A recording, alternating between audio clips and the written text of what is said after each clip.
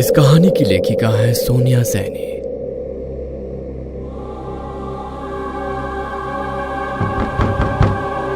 पिछले भाग में आपने देखा कि मोहन को उसकी मरी हुई पत्नी दिखाई देने लगी है और उसने अपनी पत्नी को वादा किया है कि वो अमावस्या की रात उसके साथ चला जाएगा।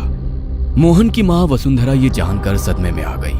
अब आगे देखो मोहन के बापू, आपको उसी तांत्रिक के पास जाना चाहिए जिसने कुएं की बाधा का उपाय बताया था। वही मेरे बेटे को बचाने के लिए कुछ न कुछ उपाय बताएगा। जो भी करना है जल्दी करो, वरना बहुत बड़ी अनहोनी हो जाएगी।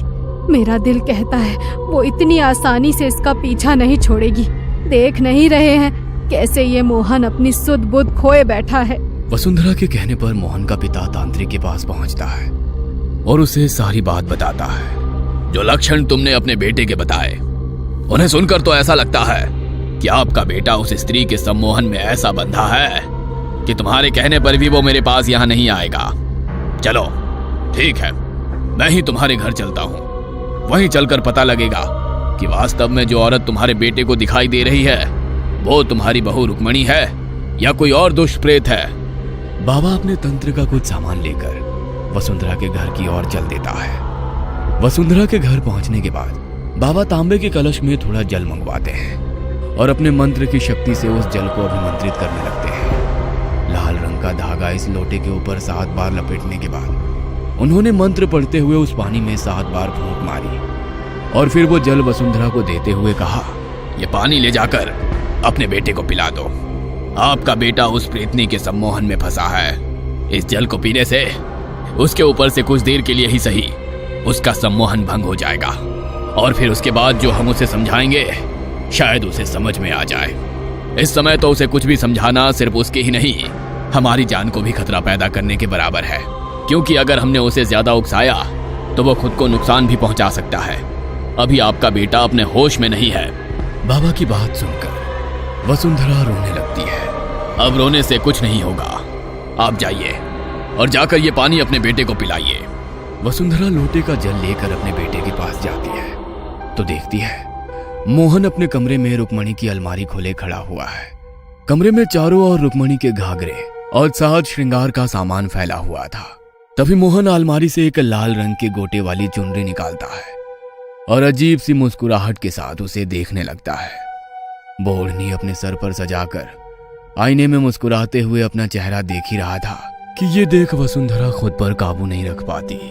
मोहन बेटा, क्या है ये सब? हटा ये चुनरी अपने माथे से।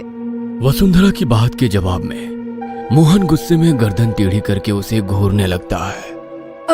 अच्छा सुनना, पूरा दिन ऐसे ही बेचैन होकर कमरे में टहलता रहता है। ये ले बेटा, थोड़ा पानी पी ले। वसुंधरा जैसे ही लोटा मोहन की ओर बढ़ाती है, मोहन लाल आंखें तरेर कर अपनी माँ की ओर देखता है और उस लोटे को छीनकर दूर फेंक देता है। चली जाओ यहाँ से, और अगर अब मेरे कमरे में आई ना तो अमावस्या तक का इंतजार नहीं करूंगा। मैं चला जाऊंगा, बहुत दूर चला जाऊंगा। जाओ यहाँ से।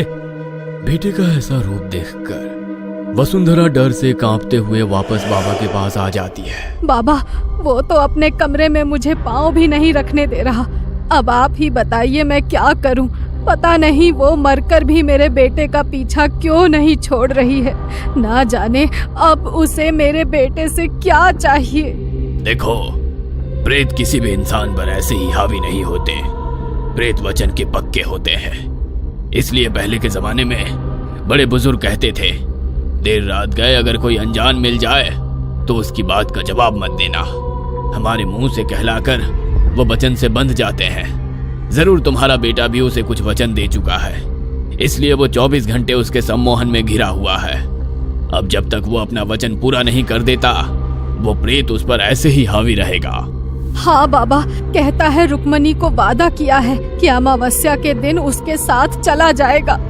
जब तक रुक्मणी जीवित थी वो मोहन की पत्नी थी, लेकिन अब वो प्रेत योनि में चली गई है। एक बात का ख्याल रखना, प्रेत किसी के सगे नहीं होते। आपका बेटा अभी उसके मोह में बंधा है। वो जिसे अपनी आंखों के सामने देखता है उसके लिए वो उसकी पत्नी है, लेकिन रुक्मणी के लिए मोहन अब बस एक शिकार है, उससे ज्यादा कुछ भी नहीं। अब आप लोग वैसा ही करो जैसा मैं कहता हूँ। आपकी बहू सुहागन थी। अंतिम संस्कार करते समय सभी रस्में निभाई थी आपने। उसका कोई ऐसा प्रिय सामान तो नहीं जो अभी भी घर में ही हो? उसे सजने संवरने का शौक था। पूरा कमरा भरा पड़ा है उसके कपड़े और जेवरों से। क्या रखे क्या फेंके, उसे तो सब प्रिय था। अभी तो कुछ भी नहीं हटाया है। ठीक है, खूब सुंदर श्रृंगार का सामान, गजरा, इत्र सब मंगवाओ और लाल जोड़ा भी। आज रात किसी तरह अपने बेटे की चारपाई घर के अंदर ही लगवाना। वो हट करेगा, लेकिन तुम्हें संभालना होगा उसे। अंधेरा होने लगे तब वो सारा सामान मोहन के हाथ कुएं की मुंडेर पर रखवा देना। कुछ पल के लिए ही सही, खुशबू से खींचकर वो मोहन को छोड़कर उस सामान के पास जरूर आएगी। बस उसी समय हमें घर को बांधना होगा ताकि फिर वो घर के अंदर ना आ पाए। अगर हम इतना करने में कामयाब हो गए तो समझो अभी के लिए तो मुसीबत को टाल दिया हमने। सबसे बड़ी बात, मोहन और इस घर पर वो अपना अधिकार समझती है। उसका जुड़ाव इन्हीं दोनों में सबसे ज्यादा है। इसलिए अगर हम उसे इस घर और मोहन से दूर कर देंगे तो हो सकता है वो वापस चली जाए। बाबा का बताया उपाय कठिन तो था, लेकिन एक आस जागने लगी थी कि शायद एक बार हिम्मत करने से उनका बेटा इस प्रेतात्मा से आजाद हो जाए। धीरे धीरे सूर्य अस्त हो रहा था और रात की कालिमा दिन के प्रकाश पर हावी हो रही थी। देखते ही देखते सूरज गायब हो गया और चारों ओर रात का अंधेरा और चुप्पी सी फैल गई। मोहन बेटा, ये देख मैं क्या लेकर आई हूँ। देख बेटा, जिस दिन रुक्मणी हमें छोड़कर गई, तुम्हारे ब्याह की सालगिरह थी उस दिन। मैं रुक्मणी को ये तोहफा देकर अपनी गलतियों की माफी मांगने आई हूँ। देख देख, उसे बहुत पसंद था ना ये सब। जा जा, ये सामान कुएं पर रखा, उसे अच्छा लगेगा। कोई माफी नहीं लेगी। रुक्मणी कुएं में खुद नहीं कूदी थी। तेरे तानों ने उसे कुएं में धकेला था और एक एक करके सबको अपने कर्म भोगने पड़ेंगे। किसी को माफ नहीं करेगी रुक्मणी। देख बेटा, बहू ने मुझे माफी मांगने का मौका ना दिया, लेकिन मैं बस ये आखिरी तोहफा उसके लिए लाई हूँ। तू एक बार ये सारा सामान उस कुएं पर रखा, फिर जो होगा मुझे स्वीकार है। किसी तरह मनाकर वसुंधरा अपने बेटे को बाहर कुएं पर श्रृंगार का सामान रखने के लिए भेज देती है। मैं महसूस कर सकता हूँ कि रुक्मणी अभी घर से बाहर निकल गई है। मतलब वह सुगंध से आकर्षित होकर कुएं पर गई है। तब तक तुम दीवारों पर ये लिख दो। और हाँ, अभी मोहन पर उसके सम्मोहन का असर नहीं है। इसी समय उसके हाथों की हल्दी की छाप दरवाजे के दोनों ओर दीवार पर लगवा देना। बाबा, लेकिन ये क्या, इससे वो अंदर नहीं आएगी? हाँ, पहले मोहन के गले में ये धागा बांध दो और जल्दी जाओ और जाकर दीवार पर बड़ा बड़ा लिख दो, स्त्री कल आना। ज्यादा सोचे समझे बिना वसुंधरा ने जल्दी दीवारों पर नालेबा यानी कि कल आना लिखवा दिया। उस दिन के बाद हर रात को किसी औरत के रोने और जोर जोर से दरवाजा पीटने की आवाज वसुंधरा के परिवार को सुनाई देती रही, लेकिन अब दरवाजे पर जाने का साहस कोई नहीं दिखाता था। वसुंधरा जानती थी मोहन रुक्मणी से मिलने को छटपटाएगा, इसलिए उसे उसके कमरे में बांध कर रखा हुआ था। कुछ दिनों तक ऐसे ही दरवाजा खटखटाने के बाद एकाएक रुक्मणी का आना बंद हो जाता है। मोहन और वसुंधरा को यह यकीन हो चला था कि अब रुक्मणी चली गई है और शायद कभी लौटकर नहीं आएगी, इसलिए मोहन भी अब रुक्मणी के गम को भूलने लगा था। कुछ दिनों बाद आधी रात के समय महेश के दरवाजे पर दस्तक हुई। इतनी रात गए, कौन ऐसे जोरों से दरवाजा पीट रहा है? मैं देखता हूँ। ए जी, दरवाजा खोलने से पहले एक बार पूछिए ना कि कौन है, वो भी इतनी रात को। मुझे तो डर सा लग रहा है। कैसी भयानक सी आवाज है। ये किसी इंसान के रोने की आवाज तो नहीं लगती। कौन है बाहर? भैया भैया, दरवाजा खोलिए ना। अरे क्यों देर कर रहे हो, मैं पहले ही इतना घबराई हुई हूँ। अरे ये तो सुशीला की आवाज है। सुशीला, तू अचानक यहाँ? सब ठीक तो है ना? भैया, सब अंदर से ही पूछ लोगे क्या? दरवाजा खोलो ना पहले, बाहर बहुत अंधेरा है। अपनी इकलौती बहन की ऐसे घबराई सी आवाज सुनने के बाद महेश अपने आप पर काबू नहीं रख पाता और दरवाजा खोल देता है। दरवाजा खोलकर उसने देखा तो पाया कि बाहर तो कोई भी नहीं है। हैरान होकर वो दरवाजे के 4 कदम आगे तक जाकर देखता है, लेकिन बाहर उसे कोई नजर नहीं आता। तभी उसकी नजर जमीन पर लाल रंग से बने पैरों के निशान पर जाती है।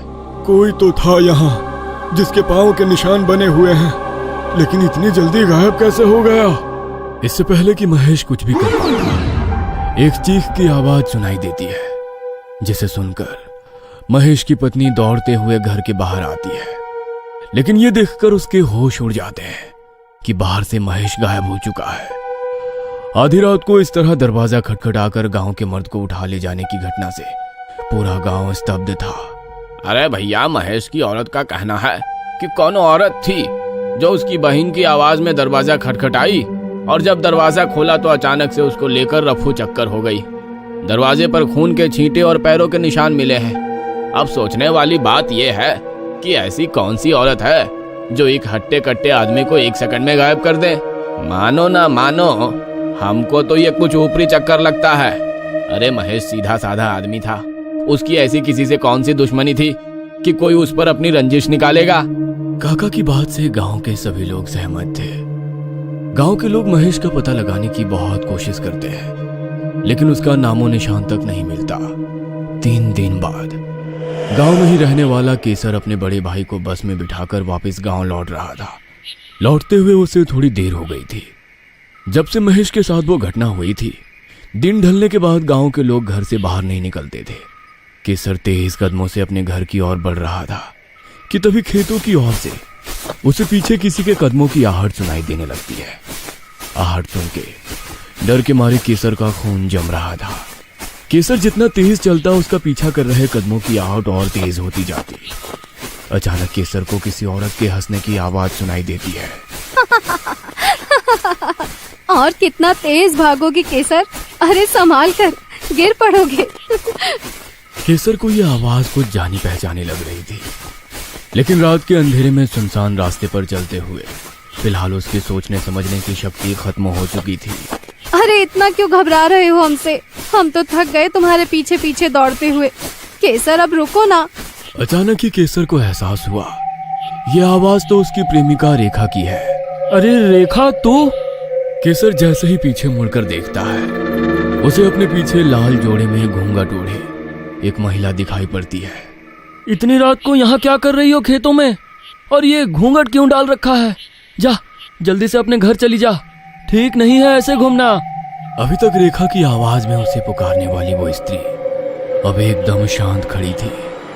कांपते हाथों से केसर उसका घूंघट उठाता है तो देखता है घूंघट के अंदर कोई था ही नहीं।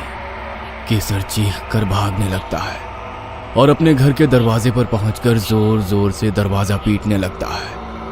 इससे पहले कि उसकी मां दरवाजा खोलती, एक जोरदार चीख सुनाई देती है और केसर वहां से गायब हो जाता है।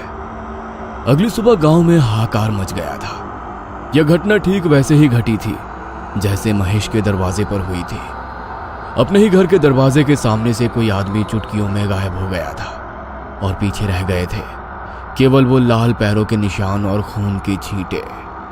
अब तो गांव के लोगों में डर का ऐसा माहौल बना कि रात को क्या, दिन में भी घर से बाहर निकलने से पहले गांव के आदमी घबराने लगे। जब कोई और उपाय ना सूझा तो सभी लोग मिलकर फिर से तांत्रिक बाबा के पास पहुंचे। ठीक है, मैं खुद आप लोगों के साथ चलकर देखता हूँ कि गांव पर यह कैसा संकट आन पड़ा है। बाबा ने गांव में जाकर पैरों की उन निशानों और खून की छींटों को देखा और फिर अपनी कुटिया में लौट आए। कुटिया में आकर बाबा ने ध्यान लगाया ताकि वे गांव से गायब हुए लोगों के बारे में जान सकें। जिस बात का मुझे डर था आखिर वही हुआ। रुक्मणी एक बार फिर से लौट आई है और इस बार वो बहुत गुस्से में है। पहले तो उसने मोहन को अमावस्या तक का समय दिया था, लेकिन अब तो वो सीधा मर्दों को उठाकर ले जा रही है।